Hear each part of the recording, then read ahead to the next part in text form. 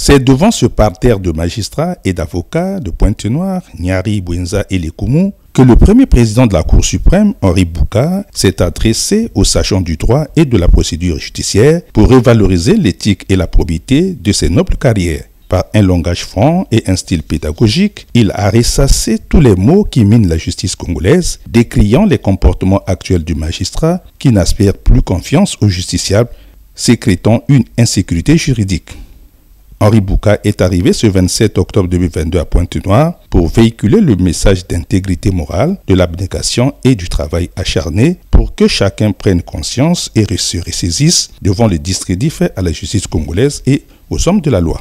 Une nouvelle doctrine de travail ayant pour socle la discipline et la sanction permettant au personnel judiciaire d'extérioriser les missions du premier président et celles de la Cour suprême.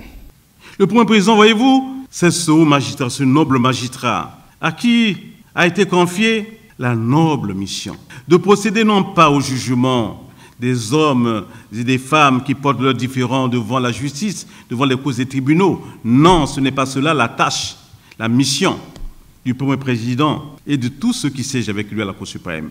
La mission des hauts magistrats de la Cour suprême. Et en tête de ces hauts magistrats, le premier président lui-même en personne, c'est de contrôler les décisions rendues par les cours et tribunaux, de s'assurer que dans chaque cas d'espèce, la loi a été bien appliquée, bien interprétée, que les décisions ont été suffisamment et correctement motivées, conformément à la loi. Quand c'est le cas, la Cour dit que la décision des juges du fond a été bien rendue. Plus jamais comme avant, a déclaré Henri Bouka. Nous avons le sentiment plutôt que la justice, quelque part, est rendue par des jeunes gens, des jeunes dames, des jeunes messieurs, qui pensent avoir un certain devoir de gratitude. Quelle gratitude? Il n'y a pas de gratitude amorale. Je le dis parce que je sais que beaucoup d'entre vous ont été recrutés par la voie de la cooptation. Mais pour autant, à l'issue de votre formation, vous demeurez des hommes libres.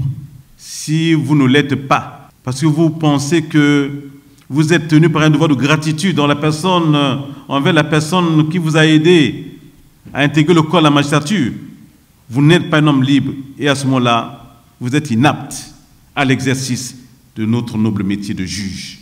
Enfin, le premier président de la Cour suprême a montré le chemin pour sauver la justice congolaise et remettre les pendules à l'heure.